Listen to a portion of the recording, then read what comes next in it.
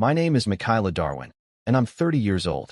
When my grandparents died in a tragic plane crash, my wife and her parents practically celebrated, because in their minds, the $10 million estate was already theirs. To them, I wasn't family. I wasn't a husband. I was a future payout with a pulse. From the very first day of our marriage, my wife treated me like a walking bank account. So when the will was finally read, she expected one thing. My grandparents' fortune dropped neatly into her lap. But that's not what happened. My best friend, a New York lawyer, stood in front of the court and read the real heir's name aloud, and the room went dead silent. And when I walked in, with a guest no one ever expected to see at my side, every single person in that courtroom realized they had made a catastrophic mistake. Before I tell you what happened next, and who that unexpected guest really was, drop a comment telling me where you're watching from. And if you've ever been underestimated, used, or betrayed by people who were supposed to stand by you, hit that like button and subscribe. Because trust me, this story proves that greed always exposes itself in the end. Anna's parents liked to pretend they were sophisticated, refined people. But that morning, as they paraded around the house choosing outfits for the will reading, they looked more like vultures picking through bones. They weren't grieving. They weren't even pretending to grieve. They were planning, plotting, already discussing which parts of my grandparents' estate they would renovate first, as if my bloodline were some broken property they had purchased at a discount. My wife, Anna, floated through the living room in her silk blouse, the one she wore for occasions where she expected to be admired. Her heels clicked sharply across the hardwood as she inspected herself in every reflective surface she passed. "You should iron your shirt," she said, not bothering to look at me. Appearances matter today. It wasn't advice. It was an order. And not for my sake, for hers. She needed me polished so she didn't look like she'd married beneath her station. Leonard, her father, was on the phone loudly explaining to someone, maybe a banker, maybe a realtor, that our family would soon have a $10 million liquidity event. Clara sat across from him highlighting pages in a glossy catalog of luxury homes, circling numbers that made my stomach twist. "This one has a pool," she said, "and a private dock. Perfect for summer gatherings." She kept saying "we," as though she had been part of my grandparents' lives, as though she had ever visited them without some angle, some expectation of what she could extract. The truth was simple.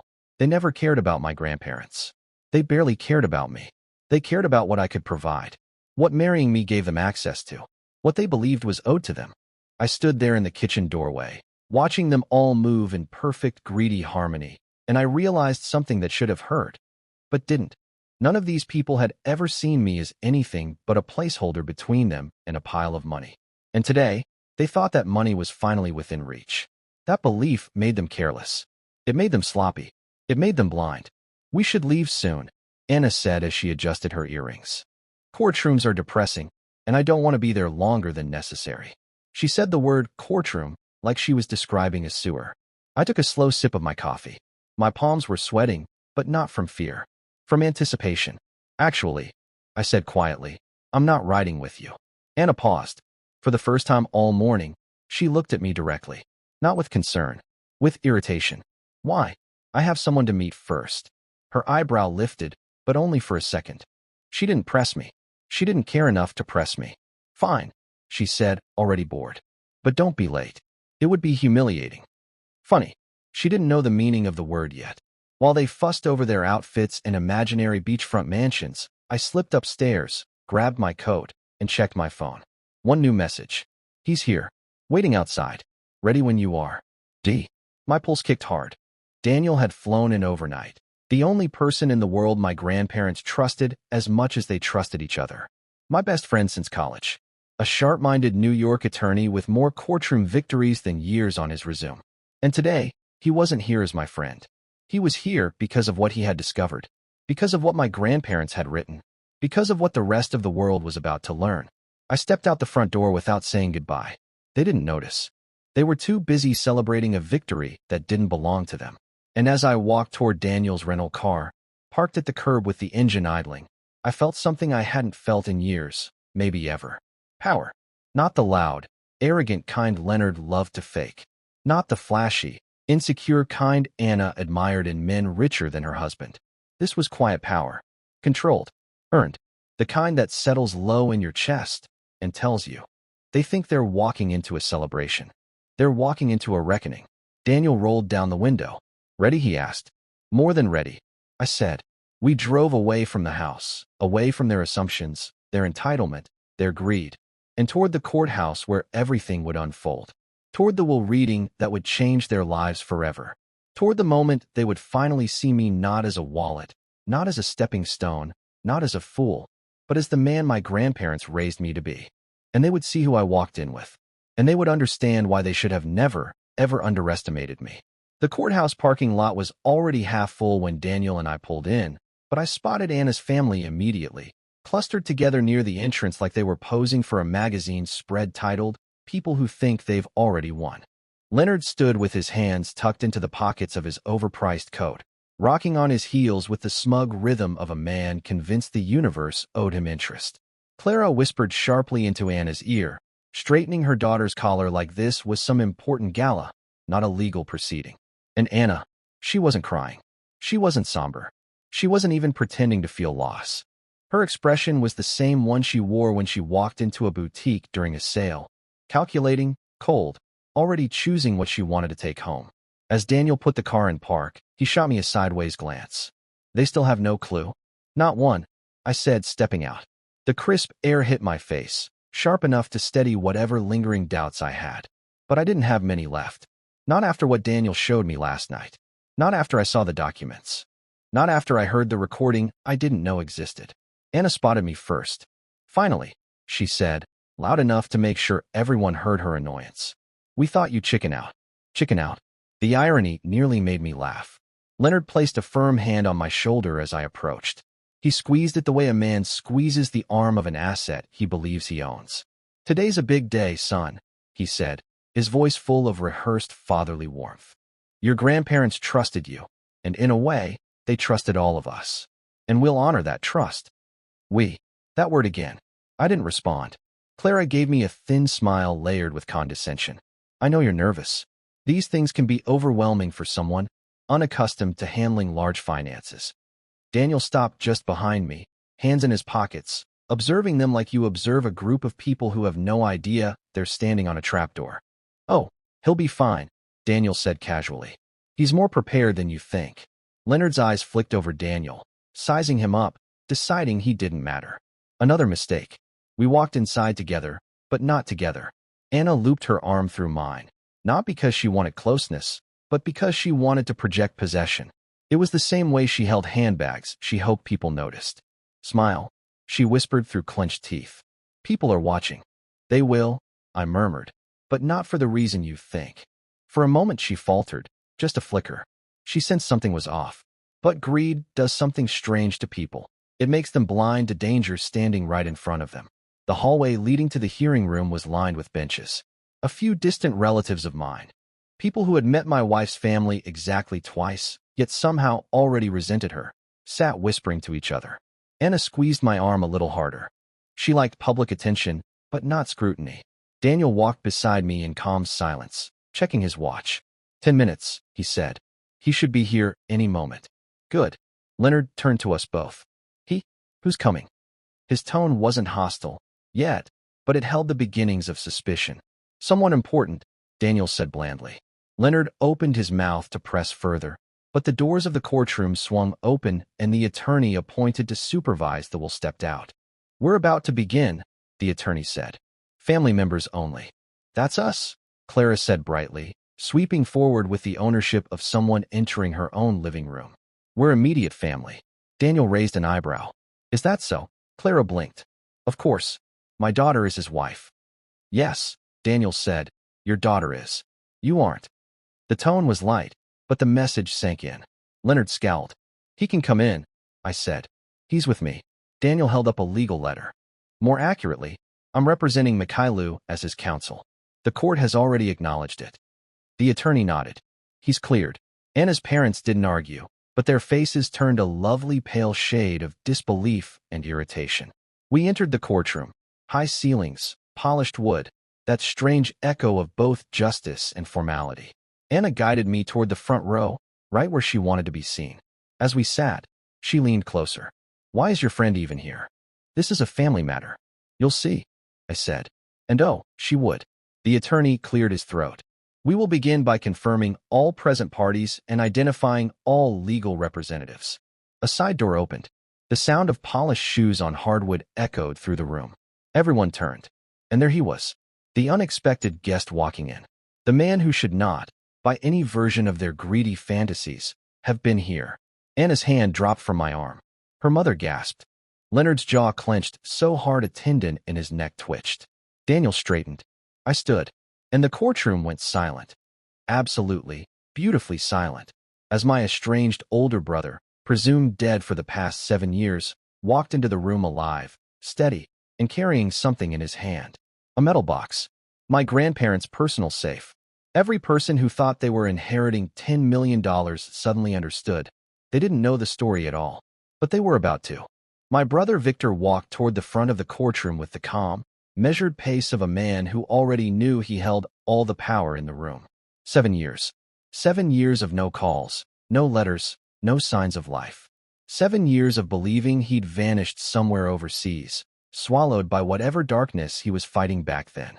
And now he was here, older, sharper, with a quiet confidence that felt entirely new. Anna's hand clamped onto my arm. Mikhailu, she hissed. Who is that? Why is he here? Her voice shook not with fear, but with something worse, loss of control. The attorney cleared his throat again, visibly thrown off. Sir, may I ask your identity? Victor placed the metal box on the attorney's desk before answering. Victor Darwin, he said in a low, steady voice. The name hit my wife's family like a blow. Clara's lips parted in shock. Leonard's brows knit so tightly they almost met. Anna looked from Victor to me, then to the box, then back to Victor, trying desperately to calculate how this man she'd never met fit into the fortune she believed she already owned. The attorney blinked rapidly. Mr. Darwin, your grandparents' records listed you as missing. Not anymore, Victor said. And according to Georgian inheritance law, unless a person is legally declared dead, which I was not, my presence here today stands. Leonard suddenly snapped out of his trance. This is a scam, he barked. A trick. This man is an impersonator. Mikhailu, tell them this is a fraud. Victor smirked. Leonard, was it? He reached into his inside jacket pocket and smoothly produced his passport, sliding it across the desk. Feel free to verify it. Daniel leaned in. Already did, he murmured. Interpol records confirmed it 20 minutes ago. He's real. Anna's parents paled. They weren't expecting surprises today. They certainly weren't expecting the biggest surprise possible, another direct heir. The attorney exhaled, adjusting his glasses. Well, in that case, we must proceed according to inheritance protocol for multiple surviving beneficiaries. Anna's eyes snapped toward me. Surviving? She whispered. Beneficiaries? She was doing the math in her head. 10 million split 2 ways was nowhere near the victory she'd painted in her mind. And yet, she was still wrong, just not in the way she feared. The attorney unlocked his briefcase and pulled out a thick sealed envelope. This, he said, is the official reading of Theodore and Lydia Darwin's last will and testament. The room straightened. Everyone leaned forward. He broke the seal. Papers slid free.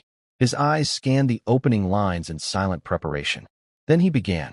We, Theodore and Lydia Darwin, being of sound mind and body, leave our entire estate, including all properties, accounts, portfolios, and personal holdings, to our grandchildren. Anna's parents inhaled sharply in victory, but only under the conditions described below. Silence. My heart rate quickened even though I knew what was coming. Anna's expression tightened. She didn't like conditions. The attorney continued. Our estate shall not be automatically divided. Instead, full inheritance will be granted to the grandchild who meets the criteria outlined in the private addendum delivered separately. Leonard blinked rapidly. Addendum? What addendum? This one, Victor said quietly, placing the metal box on the desk between us. The attorney hesitated, then nodded. Mr. Victor Darwin contacted my office late last night. He stated he was in possession of a sealed item entrusted to him by the deceased. Victor lifted the box with both hands and turned it toward the room so everyone could see the crest engraved in the metal, a carved compass rose, my grandfather's symbol. He pressed his thumb into a small circular indentation I never noticed before. A soft click echoed. The lid unlocked. Inside were 2 items. a handwritten letter sealed in wax, and a slim black ledger with my grandfather's signature across the front. Victor placed the letter gently into the attorney's hands. "This is the addendum." The attorney swallowed hard. "Would you like me to read it aloud?" "Yes," Victor said before I could speak. My pulse thudded in my ears. He had read it already. He knew what it said. The attorney opened the letter. His brows lifted at the first sentence. He cleared his throat and read, "To our grandson, Victor Darwin. If you are reading this, it means you have finally returned as you promised." Anna's parents stiffened. Victor stayed perfectly still. The attorney continued, "And to our grandson, Mikhailu, the one who stayed.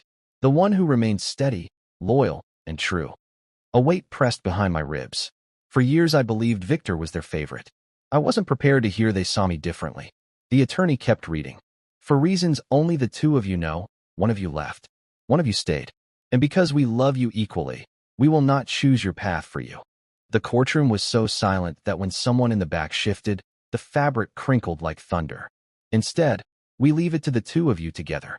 The entirety of our estate, $10 million, all assets, all properties, all investments, will be inherited by the grandson who fulfills the obligation described in the attached ledger." Anna's face whitened. "Obligation? Attached ledger?" Leonard repeated. "What obligation?" Victor placed his hand on the ledger in front of him. "This one." The attorney looked between us. "May I open it?" Victor glanced at me. I nodded. He opened the ledger. The first page contained a single sentence written in my grandmother's delicate script. One sentence that shifted the tension in the room from greed to dread. "Your inheritance," he read slowly, "will be granted to the one who restores what our family lost, starting with the truth." Anna's breath stopped. Clara's mouth fell open. Leonard's hands curled into fists. Daniel simply smiled, because he already knew what was inside. And I knew now, too. The ledger didn't just contain instructions. It contained revelations. What my grandparents lost, why Victor disappeared, why they chose me, why they chose him, and why my wife's family was about to realize they were never part of this story at all. Victor closed the ledger. Then he turned to me, not with rivalry or resentment, but with something far more serious. "Ready?" he asked. I nodded. Because part two of the inheritance wasn't money. It was a secret, and it was about to erupt in the middle of that courtroom. When the truth finally came out, my wife's family wouldn't just lose the inheritance. They'd lose everything they thought they controlled. And they would understand, far too late, that the real battle was never about $10 million. It was about why my grandparents chose us, and what they were trying to fix before they died. The attorney hesitated, glancing from the ledger to Victor to me, as if hoping one of us would give him permission to stop before things got ugly. Victor didn't blink. "Keep reading," he said quietly. His voice wasn't loud, but it carried. The old man adjusted his glasses and turned the page. "Our family did not just lose money," he read. "We lost something far worse. The courage to tell the truth when it hurts." My chest tightened. I could almost hear my grandfather saying it himself. "Years ago," the attorney went on, "we made a mistake. We allowed people into our lives who did not share our values, but loved our resources. We lent money, extended trust, and in return we watched our name, our work, and our boys get used." Anna shifted in her seat. Her mother's head snapped toward the attorney like she'd been slapped. Leonard's jaw locked, so tight a vein popped at his temple. The attorney cleared his throat and kept going. "We documented every loan, every lie, every threat. It is all in this ledger. The money we lost was not lost to misfortune. It was lost to opportunists who believed our family was too kind, too soft, and too afraid of scandal to ever expose them." Daniel's gaze slid briefly toward Anna's parents and then back to me. He already knew where this was going. I did too. I just didn't know the details yet. "No," Clara whispered under her breath. "No, this is slander. This is..." "Ma'am," the attorney cut in, not unkindly. "I'm simply reading the document your in-laws signed." He turned another page. His eyes widened. "Here are the entries," he said. "Dated 8 years ago. Loan to L. Novak, $250,000. Reason given, bridge capital for expansion of Novak Logistics. Real purpose, repayment of tax liens and personal credit card debt." The color dropped out of Leonard's face so fast it was like someone pulled a plug. "That's privileged financial information," he exploded.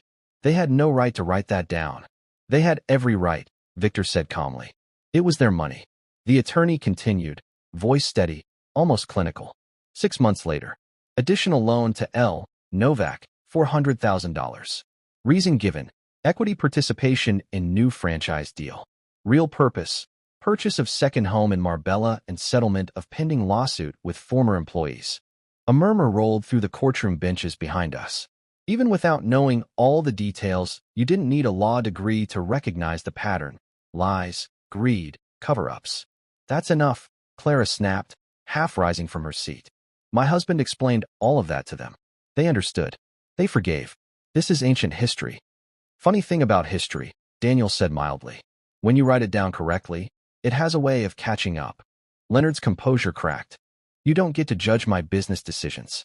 I built everything I have from nothing. With their money, Victor cut in. And then you nearly bankrupted them. Remember? The attorney flipped further ahead. There is one more entry, he said, swallowing. 3 years ago. Offer from L. Novak. In exchange for access to our remaining liquid assets, he proposes a family merger via their daughter and our younger grandson. We decline. We do not sell our grandson into a business transaction. Anna jerked like she'd been tasered. What? She whispered. She turned to her parents. What is he talking about? My stomach dropped. I felt the blood drain from my face even as every puzzle piece quietly slid into place. The rushed engagement. The way Leonard had suddenly taken an interest in me after years of barely acknowledging my existence. The pressure to sign certain documents for efficiency right after the wedding. I chalked it up to him finally accepting me. I'd been wrong. So painfully, stupidly wrong. That's a lie, Clara said faintly. They wanted the marriage as much as we did. The attorney looked back at the letter and read word for word. We love our grandson. We will not tell him what we know yet. But if and when the truth surfaces, we want him to have what we did not. Proof. The ledger will show him exactly who sat at his table and what they really wanted from him. A cold, hollow silence fell. Even the judge looked uncomfortable. I stared at the floor for a second, trying to swallow around the lump in my throat. So my grandparents had known. They'd known this entire time that the Novaks weren't just overbearing in-laws. They were clawing their way toward our assets one family step at a time. And they'd let it play out, documenting every move. Because they needed one of us to have the full picture. The attorney turned to the last part of the letter. Here, he said quietly, is the condition. His gaze flicked to Victor, then to me.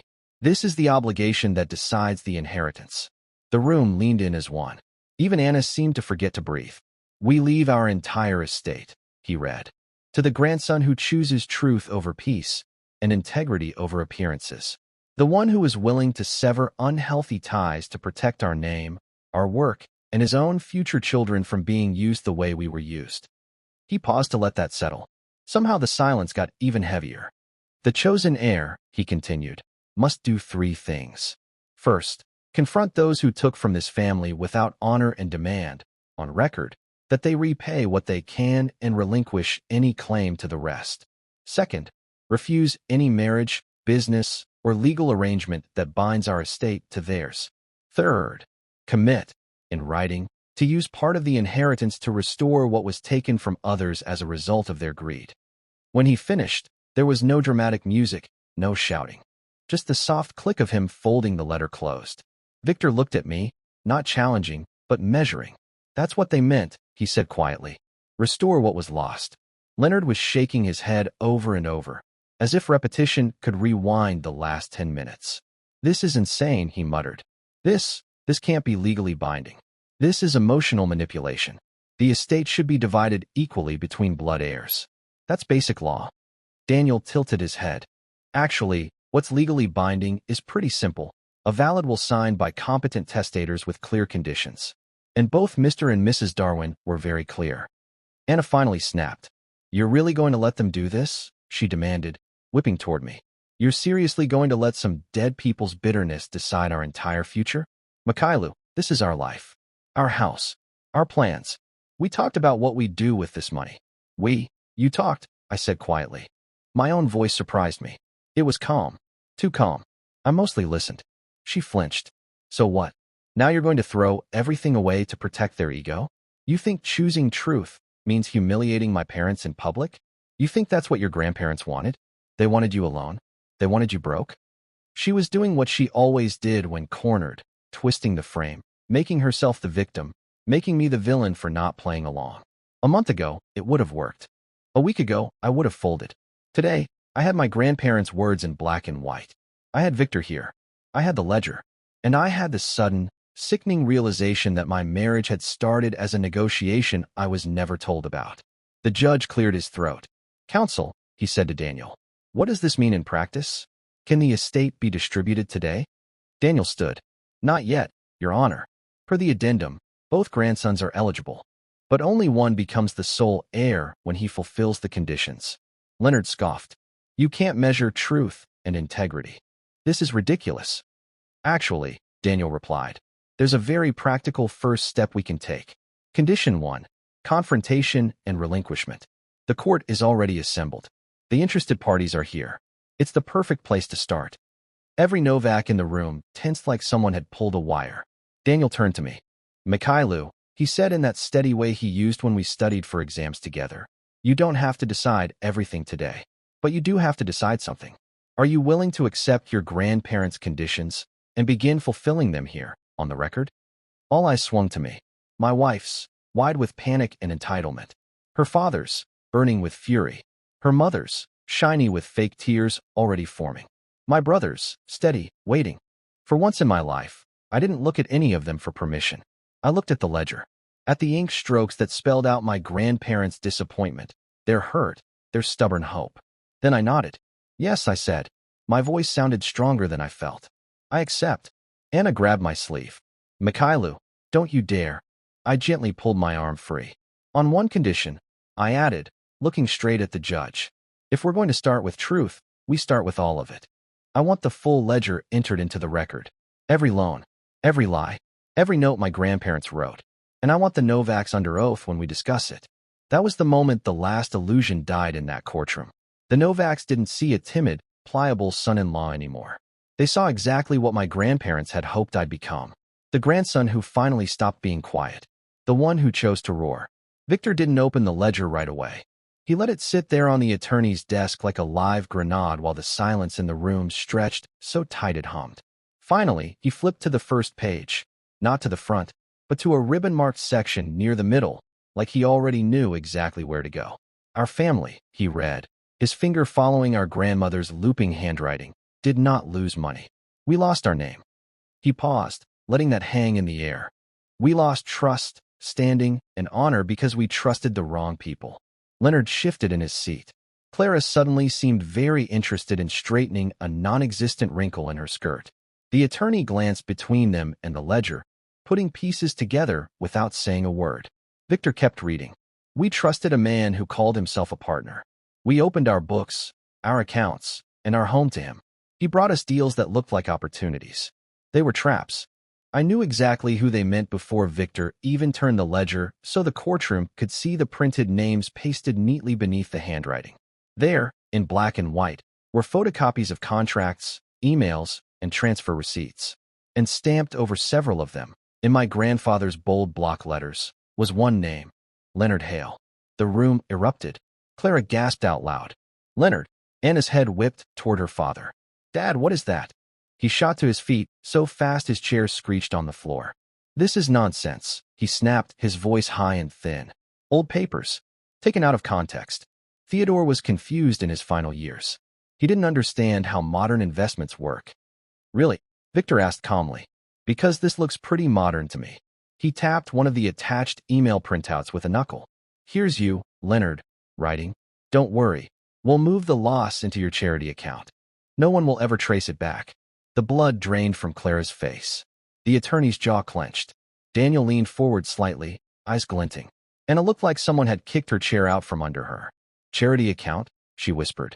Victor slid another page free. "And this one's even better. A wire confirmation from an account registered to Hale Strategic Ventures, routed through a shell company in Cyprus, straight out of my grandparents' operating account the same week you convinced them to temporarily park their capital in your project."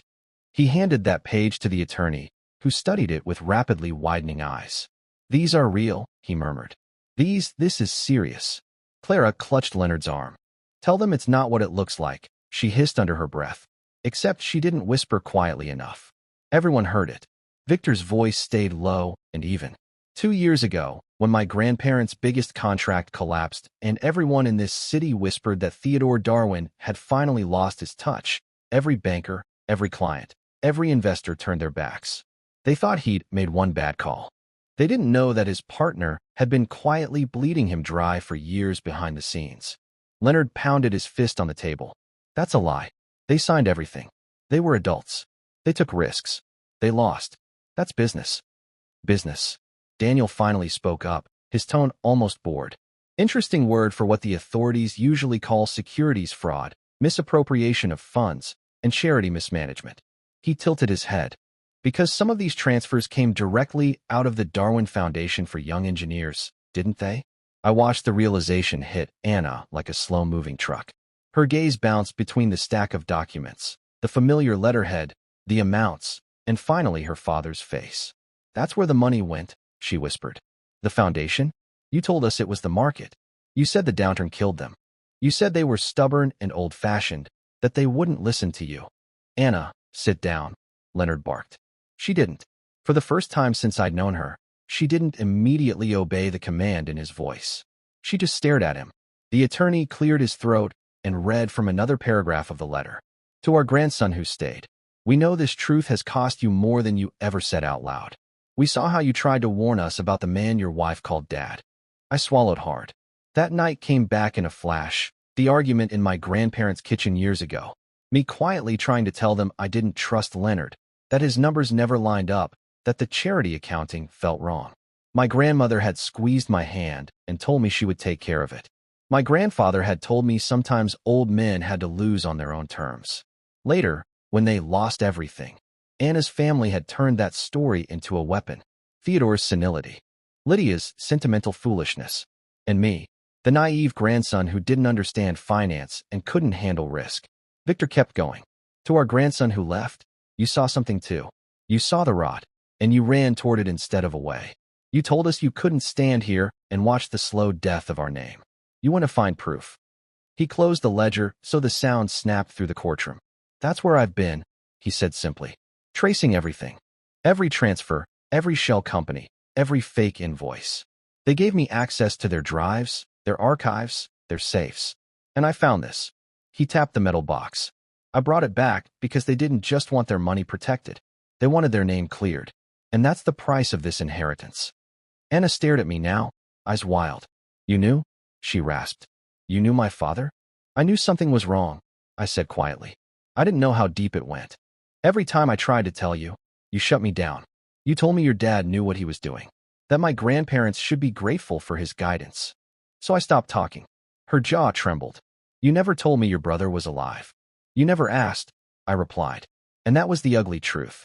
She'd heard the rumors of Victor going off-grid after a fight with the family, and she'd accepted the version that suited her, the one where he was a failure, a disappointment, an embarrassment. Not the version where he was the one person actually trying to save something. The attorney turned to the final section of the letter. Therefore, he read, we direct that our estate be released only to the grandson who accepts the following duty. Use the first portion of these funds to repay, restore, and repair what was stolen, hidden, or laundered under the guise of partnership and charity. Clear our name. Make right what was wronged. We do not want our money buried with us. We want it to bring truth to light. The phrase hung in the air, bring truth to light. It didn't sound like a blessing. It sounded like a sentence. Leonard was shaking now, not with anger, but with the dawning understanding that this wasn't just a family reading anymore. This was evidence. The kind that put people in prison. So that's it? He snapped at the attorney, desperation creeping into his voice. Some handwritten sob story and a pile of photocopies, and we're just supposed to treat them as gospel. Daniel stepped forward, his badge tucked away, but his authority very real. No, he said calmly. We're going to treat them as leads. The bank records, however? He nodded to Victor. Those we'll treat as evidence, because I've already seen the originals. Anna's mother found her voice, brittle and shrill. You can't do this here. This is supposed to be a will reading, not some witch hunt. It's both, Victor said. Because the man you call your husband turned my grandparents' foundation into his personal cash machine. And your daughter married me thinking that cash machine would eventually spit out $10 million into her lap. Anna flinched like he'd slapped her. That's not fair, she whispered, her voice cracking. I loved you. You loved what you thought was coming, I said, the words calm but carved out of stone. From the first week we moved in together, you asked me about when the money would be unlocked. Not once did you ask me how they were actually doing. You never visited them without asking what their portfolio looked like. You talked about our future house like it was already paid for. And when they died, the first thing you said to me wasn't "I'm sorry." It was, "Now things will get easier." Her face twisted. You're twisting it. No, Victor said quietly. You've been living in a twisted story for a long time. The one your father wrote for you. The one where he was the genius advisor and my grandparents were lucky to have him. That story ends today. The attorney straightened the papers, looking at both of us. So, he said, his tone returning to formal. The question is, which of you accepts these terms? Because this is not a simple cash windfall. This is years of work, audits, negotiations, and lawsuits. This is very public, very ugly truth. Whoever takes this on won't just inherit $10 million. He'll inherit a war. Victor's eyes met mine. For the first time since he'd walked in, I saw something like hesitation there. Not fear, calculation. I've been fighting this alone for 7 years, he said quietly. I can keep going if you want out. No one will blame you. I looked at Leonard, pale and sweating. At Clara, clutching her pearls as if they could ward off handcuffs. At Anna, staring at the ledgers like they were written in a language she'd never bothered to learn. Then I looked at the compass crest on the box. My grandfather's mark. My grandmother's handwriting. The two people who had loved us without conditions, and who had been betrayed for it. You left to chase the first half of the truth, I said to Victor. I stayed and lived in the lie. So we finish it together. His mouth twitched, the ghost of a real smile. You sure? Very, I said. Because they were right.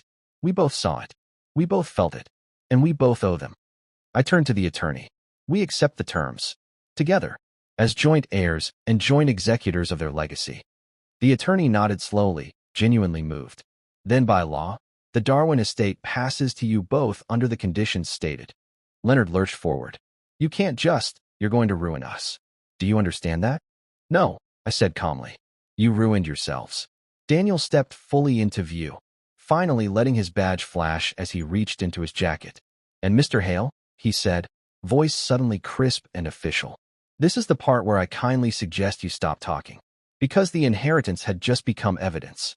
And the man who thought he'd secured a fortune through greed was about to find out what it felt like when the people he'd underestimated weren't just grieving grandsons, but the ones holding the ledger, the law, and the truth. Victor closed the ledger with a soft, deliberate thud, then lifted the metal box again, its weight suddenly feeling symbolic, like a verdict waiting to be spoken. He carried it to the attorney's desk, set it down, and snapped the latches open. Inside were 3 things: a sealed envelope, a stack of flash drives, and my grandfather's old fountain pen, polished, inked, ready. The attorney adjusted his glasses. There's more, he asked. Victor nodded. This, he said, tapping the envelope, is the part they didn't want anyone to see. Leonard stiffened. Clara reached for his arm, but he jerked away. Victor slid the envelope toward the attorney. Open it. The room held its breath. The attorney broke the seal, unfolded the letter, scanned the first paragraph, then blinked hard. He read it again. Slowly, his expression shifted from confusion to disbelief to something close to horror. What does it say? Anna whispered, her voice brittle. The attorney cleared his throat. This appears to be a sworn statement, signed by both of your grandparents. Leonard swallowed. Hard. The attorney continued, documenting a series of unauthorized withdrawals, fraudulent filings, and, he stopped, staring at Leonard, and 2 instances of forged signatures. Clara gasped. Leonard, tell me that isn't. It's exaggeration, he snapped quickly. They misunderstood. They didn't misunderstand, Victor said quietly. They documented everything. They knew exactly what you were doing. He reached into the box again and lifted the flash drives. These contain the full archives. Emails, bank transfers, meeting recordings, hard copies, digitals. They left everything. Leonard surged to his feet. You don't know what any of that means. Sit down, Daniel said. His voice suddenly edged with steel. Leonard froze mid-breath. Victor turned back to me. They didn't just name an heir, he said. They named a guardian of their legacy. Someone to finish what they started. The attorney nodded. This inheritance isn't just wealth. It's responsibility. It comes with the expectation that the truth be brought forward. Anna stared at me, something wild and terrified behind her eyes now. Mikhailu, she whispered. You're not seriously going to go through with this, right? I held her gaze. Calm. Clear. Certain. Yes, I said.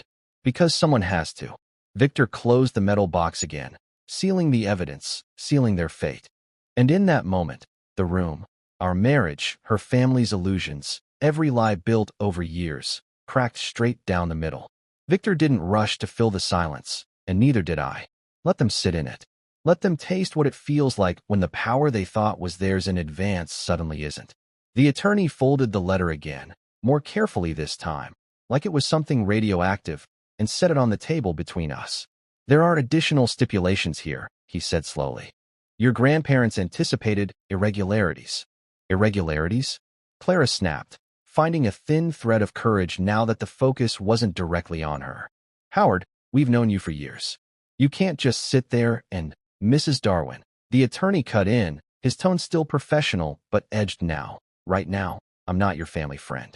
I'm counsel executing a will with clear instructions and documented fraud.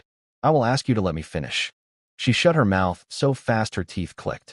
Leonard looked like he'd swallowed glass. The attorney turned slightly, facing me as much as them. Your grandparents' statement outlines a pattern. Unsecured withdrawals routed through shell entities controlled by your father-in-law. Misreported assets on joint filings. Forged signatures authorizing movement of funds that did not, in fact, have their consent. He tapped the ledger with a fingertip. This isn't guesswork. It's surgical. Victor's jaw flexed. We spent months building this file, he said.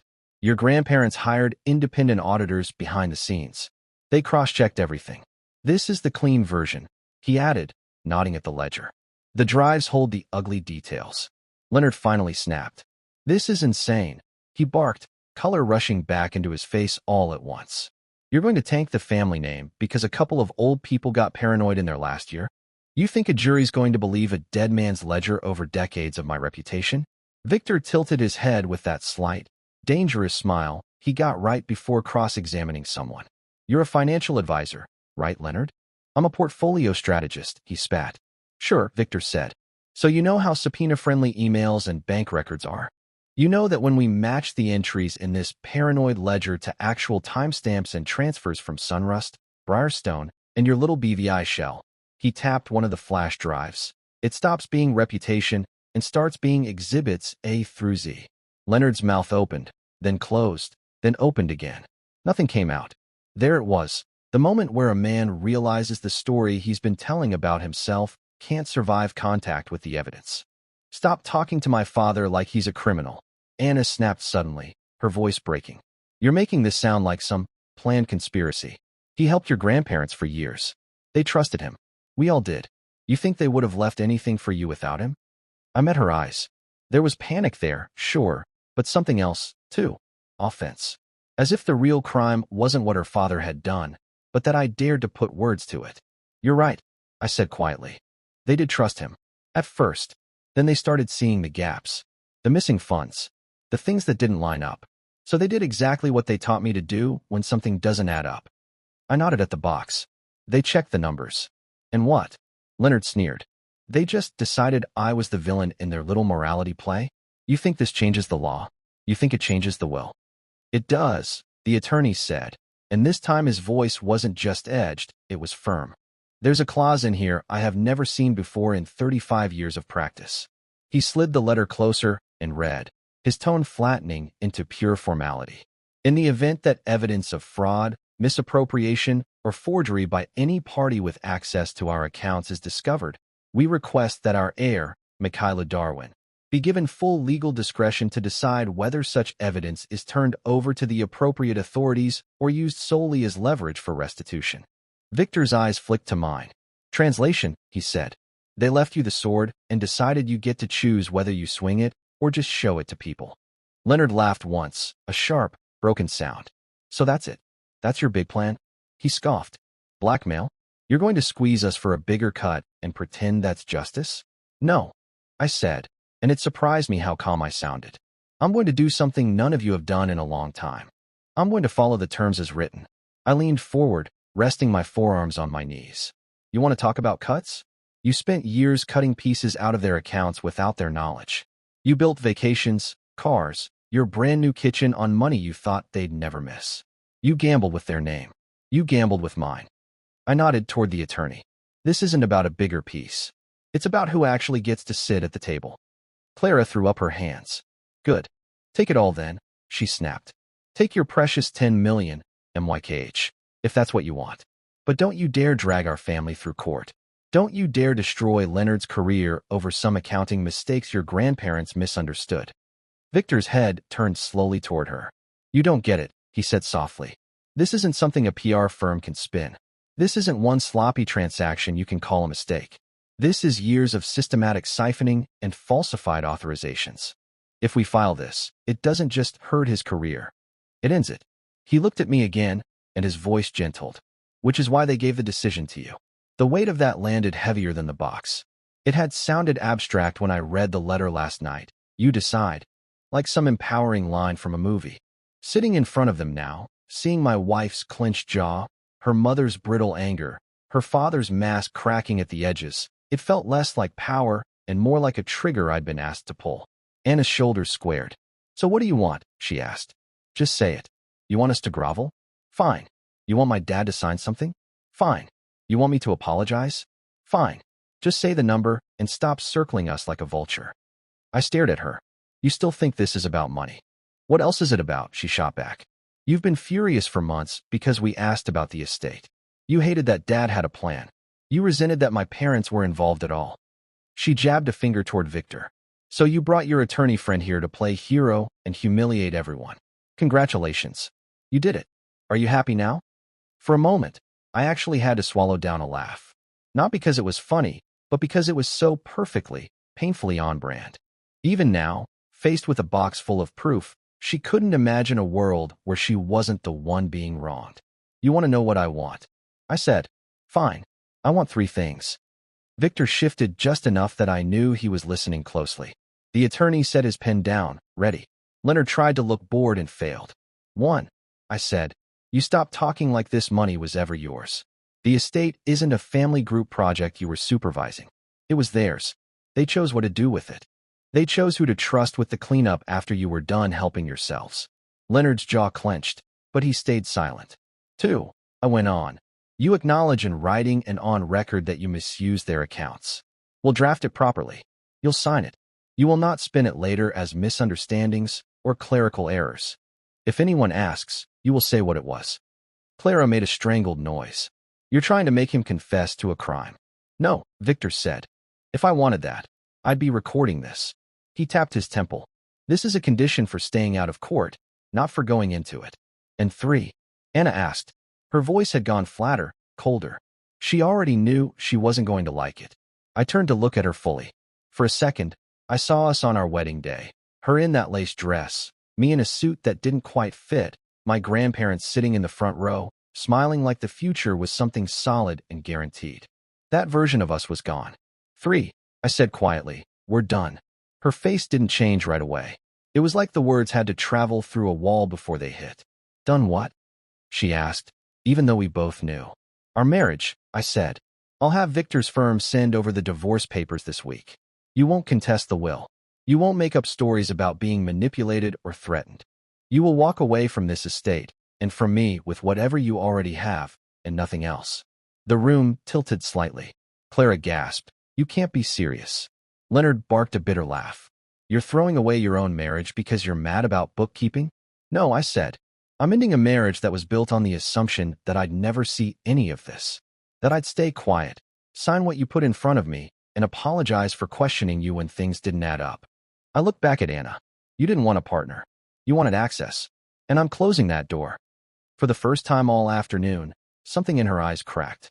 Not the dramatic, performative tears she used on her parents. Something smaller, angrier, more afraid. If I say no, she whispered. If we don't sign anything? If we fight this? Victor answered before I could. Then we switch to plan B, he said calmly. We hand the ledger and the drives over to the fraud unit at the DA's office, and your father gets to argue about misunderstandings from a very different chair. He shrugged. Either way, My client leaves today as the heir. The only thing you're deciding is how loudly this ends for you. The room went very, very quiet. I could hear the air vent humming, the faint tick of the attorney's watch. Somewhere outside, a car horn blared and faded. Inside, no one moved. They were all staring at me now, the quiet, awkward grandson who'd always sat at the edge of the table, suddenly holding the script none of them had seen coming. For the first time since I'd walked into that office, I realized something. This wasn't the moment they found out I had the power. This was the moment I chose what kind of person I was going to be with it. Anna didn't cry. She didn't shout. She just stared at me, her expression flattening into something cold and calculating. The look she used when she realized the game wasn't going her way and she needed a new strategy fast. "So that's it," she finally said. "You're ending everything because my father made mistakes?" I shook my head.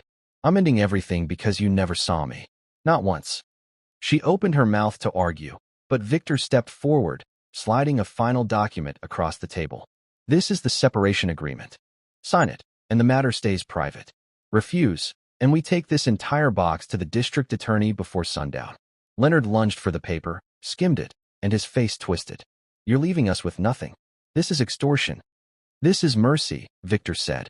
"Take it." Anna looked at her father, then at her mother, both pale, cornered, ruined.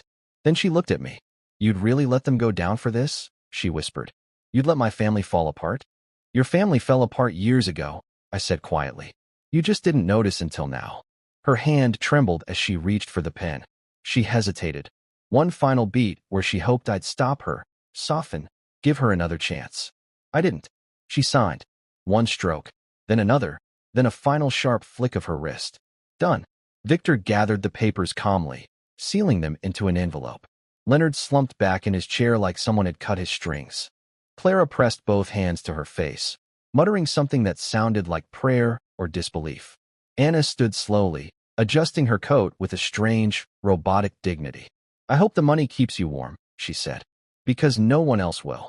I met her eyes for the last time. "I don't need money to keep me warm," I replied. "I just need the truth." She turned and walked out, her heels echoing down the hallway until the sound disappeared entirely. And that was the moment the inheritance stopped being a burden and finally became freedom. Outside the courthouse, the wind cut through my jacket, sharp and clean, like the air after a storm finally breaks. Victor walked beside me in silence, the signed documents tucked safely in his briefcase. For the first time in months, maybe years, my shoulders felt light. "You did well," he finally said. "Most people break when their entire life unravels in one room." I shook my head. "It didn't unravel. It clarified." He nodded, understanding exactly what I meant. We reached the steps, and I paused, looking back at the heavy courthouse doors. Inside was the life I had been living, a life built on expectations, convenience, and quiet exploitation. Ahead of me was the life I was finally choosing. Just as we reached the sidewalk, Victor's phone buzzed. He checked the screen, then handed it to me. "It's the executor," he said. I put the phone to my ear. The voice on the other end was calm, almost warm. "Mr. Darwin, I thought you should know, the second portion of your grandparents' estate has just been released. The part not included in the public will." My pulse kicked. "Second portion?" "Your grandparents anticipated complications. They established a private trust in your name, accessible only once you severed certain legal ties. That moment, it seems," he said, "was today." I leaned against the railing, gripping the phone. "How much?" "Enough," the executor said with a smile in his voice. "Enough that you'll never have to worry about people like them again." The call ended. Michaela Darwin, the bank account, the puppet, the quiet provider, died somewhere in that courtroom. The man who stepped away from it was someone else entirely. Victor looked at me. "Good news." I let out a slow breath. "The kind that changes everything." He smirked. "Then let's build something better." We walked into the sunlight, not as lawyer and client, not as the boy everyone underestimated, but as someone finally free. And the best part? The real story, the part no one in that courtroom knew, was still coming. 3 days after the courtroom explosion, I found myself standing in my grandparents' old study, the room that had always felt too big for me as a child, and suddenly not big enough now. Sunlight streamed across the walnut floors, landing on the leather folder the executor had delivered that morning. Victor stood across from me, arms crossed, watching with that sharp, analytical stillness he had perfected in New York courtrooms. "You ready?" he asked. I wasn't, but I nodded anyway. I opened the folder. Inside was a single-page summary. Private Darwin Trust. Total value, $27 million. I exhaled like I'd been punched. Victor stepped closer and glanced down. "They prepared for everything," he murmured. "Even your wife's family." "My wife?" "No, my ex-wife, since the divorce papers were filed immediately after she stormed out of the courthouse, had sent me 12 messages since then, all unread. All variations of, 'We need to talk.' I didn't know what my parents were planning. 'We can still fix this.' Lies." Victor tapped the folder. "There's more. Check the second document." I pulled out a sealed envelope. It was handwritten. My chest tightened. I recognized the writing immediately. My grandfather's. The envelope was labeled simply, "For Mikhailu, when you are free." My throat closed. There are some moments when sound disappears, when memory intrudes so sharply it feels like the present is just an echo. I heard his voice again, deep, warm, patient. "One day, Mikhailu, you'll understand what freedom really costs." My hands trembled as I slid the letter out. Victor stepped back, giving me space. The letter unfolded easily, as if waiting for years to be read. "Mikhailu, if you are reading this, it means the chains we feared have finally broken. You were never meant to be a servant in your own life. You were meant to choose it. Your grandmother and I saw the hunger in others long before you did. We stayed silent, not because we were blind, but because we needed you to see the truth for yourself. Wolves come in many forms. Some wear suits, some wear wedding rings. But wolves always reveal themselves when money enters the room." I read on, my pulse thundering. "This trust is not a reward. It is armor. Use it to build a life no one can leverage, twist, or manipulate. Use it to break the cycle you grew up in. And one more thing, go to the cabin." My eyes lifted sharply. The cabin. The old lakeside cabin they never talked about. My grandfather continued, "You will find the rest of your inheritance there. Not money. Something better." The letter ended with a line that hit me harder than any court ruling. "We always knew you were worth choosing." I had to sit down. I didn't even realize I dropped into the leather armchair until Victor placed a glass of water beside me. "What's at the cabin?" he asked quietly. "I don't know," I said. "They never took anyone there. Not even me." "Then that's where we go." His certainty steadied me. By noon, we were on the road, driving 2 hours north into the mountains. The farther we got from the city, the lighter I felt. The road turned from pavement to gravel, then to dirt. When the cabin finally came into view, hidden between tall pines, a strange déjà vu washed over me. As if some part of me had been here before, just not in this lifetime. Victor killed the engine. The silence outside was total. Clean. I stepped onto the porch. The key was exactly where my grandfather always hid things, behind the third stone in the foundation. The cabin smelled of cedar and dust, untouched, but welcoming. A single envelope sat on the wooden table. No name this time. Just a keyring. 3 keys. And a note. "Check the cellar." A chill ran down my spine. The cellar door was outside behind the cabin. I hadn't noticed it earlier. The lock was old but clean, recently oiled. I turned the key. The door creaked open. Cold air drifted up from the darkness below. Victor clicked his flashlight on. "After you," he murmured. The wooden steps groaned as we descended. The basement was spacious, stone walls, wooden beams, faint echoes of the past whispering in the corners. But it wasn't the architecture that froze me in place. It was the vault. A steel vault, built into the stone wall, large enough to walk into. I stared at it. "What the hell?" Victor stepped closer, examining the mechanism. "Your grandfather built a bunker?" My hands shook as I slid the second key into the vault's lock. It clicked with a deep metallic sound that reverberated in my bones. I turned the handle. The door swung open. Inside were shelves, rows of them, floor to ceiling. On the top shelf were dozens of labeled leather-bound journals. I picked one up. My grandfather's handwriting again. But these weren't diaries. These were ledgers, decades of business strategies, inventions, property blueprints, early patents, private notes. Intellectual capital worth far more than money. "Mikhailu," Victor whispered. This is generational power." My eyes drifted to the bottom shelf. Metal cases. Long, thin. Military style. My pulse spiked. I knelt. Opened one. Inside were original documents, share certificates, deeds, investment contracts, all in my grandparents' names, all untouched. A lifetime of hidden assets. Then I opened the last case. Not documents. A video recorder. Old, but preserved. A label taped to the top. Play when ready. I swallowed hard. My grandparents had planned every step. They knew I'd be betrayed. They knew I'd be underestimated. They knew I'd need more than money.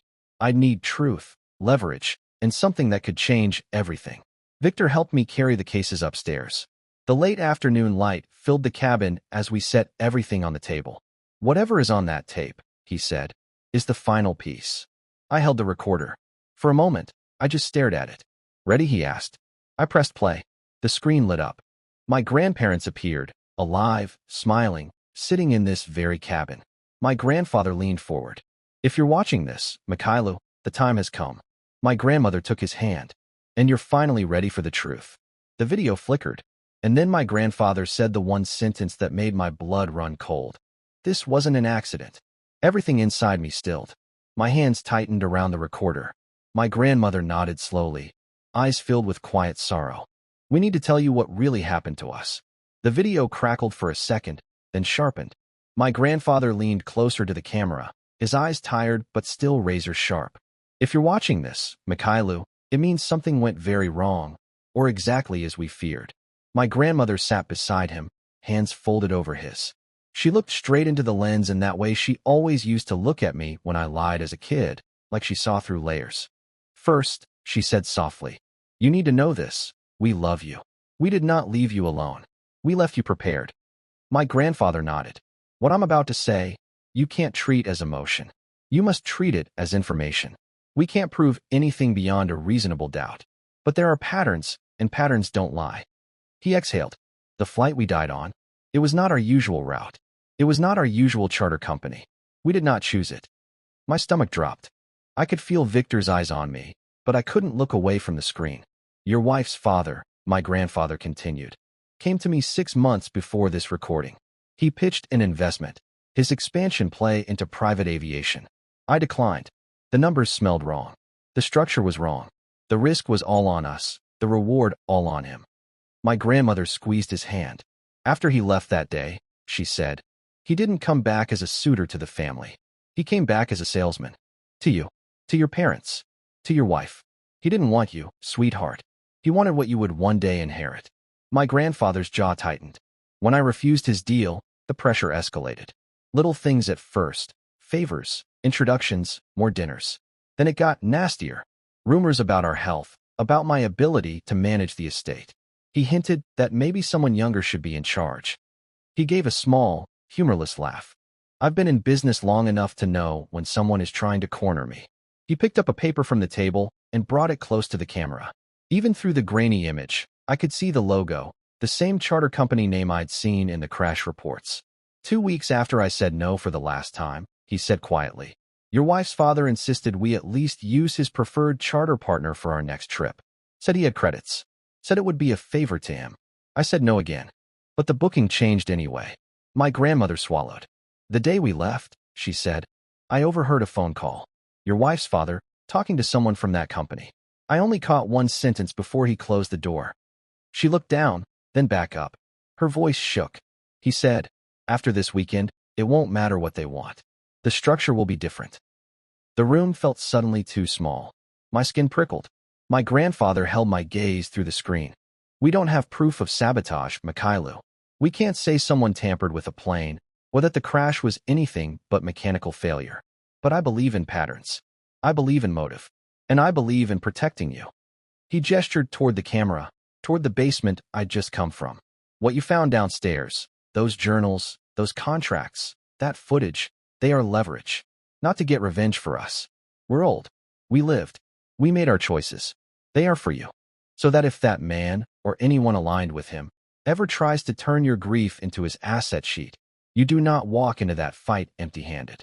My grandmother leaned forward, filling the frame, eyes shining. Listen to me very carefully, she said. You are not for sale. Not your love, not your loyalty, not your future. The ones who see you as a wallet will always show their teeth when disappointed. When they do, you show them the truth. My grandfather smiled then, small but real. Use this wisely. Maybe you never have to show anyone. Maybe just knowing the truth is enough for you to walk away with your head up. But if they come for you, If they try to twist the story, paint you as unstable, greedy, ungrateful, you press play, and you let their own behavior convict them. My grandmother lifted a hand to her lips, kissed her fingers, and pressed them gently against the lens. "We picked you," she whispered. "Don't ever forget that. We chose you long before money got involved." The screen went black. I didn't realize I'd been holding my breath until it came out in a long, shaky exhale. The cabin was completely silent. The only sound was the faint wind outside brushing through the trees. Victor finally spoke. "So," he said calmly, "we know this much. Your in-laws aren't just greedy. They're dangerous. But your grandparents were smart. There's no direct instruction here. They're giving you truth, not marching orders." I nodded slowly. My chest felt heavy and strangely light at the same time. "If we go to the authorities with this," Victor continued, "we're not proving murder. We're raising questions. Good questions. But questions that will be buried under corporate lawyers and aviation insurance. Your grandparents knew that. That's why they framed this as leverage, not evidence." I looked at the dark screen, at my own faint reflection staring back. "So what do we do?" I asked. He studied me for a long moment. "The real question is, what do you want?" For the first time since all of this began, no one else's voice filled the silence. Not my wife's. Not her parents'. Not the imaginary expectations I'd been raised under. Just mine. What did I want? I wanted release. I wanted distance from people who had looked at my grandparents' deaths and seen opportunity. I wanted to make sure they never got a scent of what those two people had built with integrity. And I wanted to live a life that wasn't a battlefield over a bank balance. "I don't want to chase ghosts," I said finally. "If there's justice for the crash, it won't come from me. But I also won't let them profit off what they did." I turned to Victor. "Can we quietly destroy their position without turning my life into a circus?" His mouth tugged into that sharp half-smile I'd seen 100 times in court. "Now you're speaking my language." Over the next month, Victor did what he does best. The divorce, which my wife's family had been ready to weaponize, folded quickly when they realized what we had. Not just the video, but a trail of financial irregularities tied to her father's businesses, which my grandfather's journals made painfully easy to map. It wasn't blackmail. It was a choice, delivered with the same calm precision my grandparents had modeled. They walk away quietly. No claims to my inheritance, no spousal support grab, no posturing in public, or we hand a neatly organized file of questions to the agencies that love messy corporate stories. They signed. Fast. My ex-wife sent one last message. "You could have shared. We could have built something together." I stared at it for a long time, then deleted it.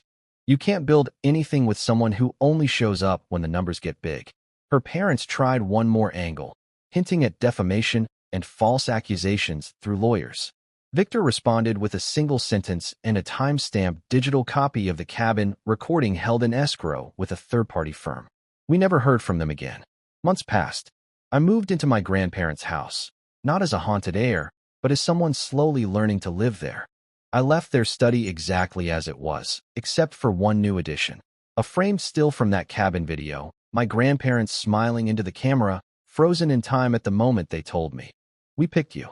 I didn't quit my job and run away to a beach.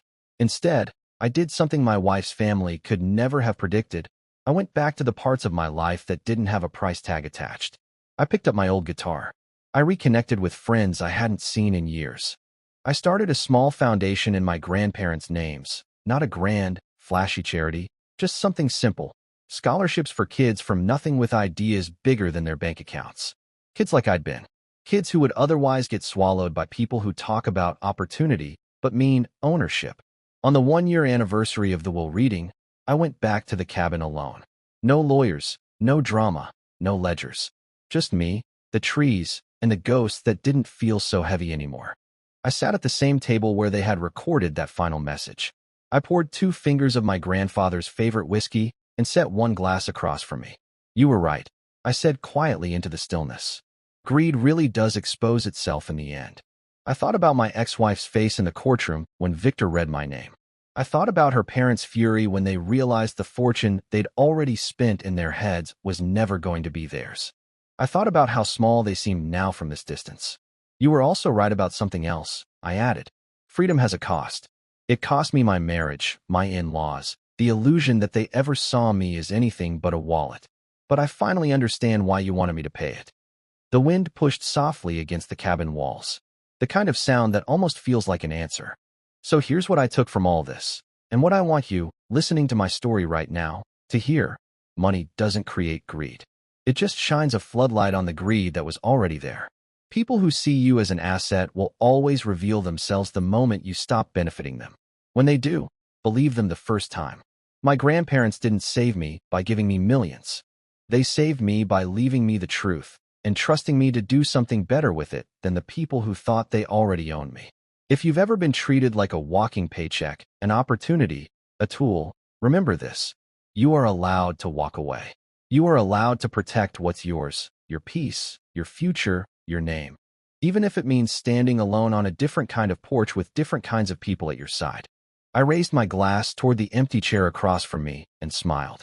Thank you for picking me, I said. I'm finally picking myself, too. Then I drank to them, to the life they'd built, and to the one I was finally, truly, building for myself. What was your favorite moment? Drop it in the comments below, and don't miss more thrilling stories like this. Subscribe and hit that notification bell so you never miss an upload.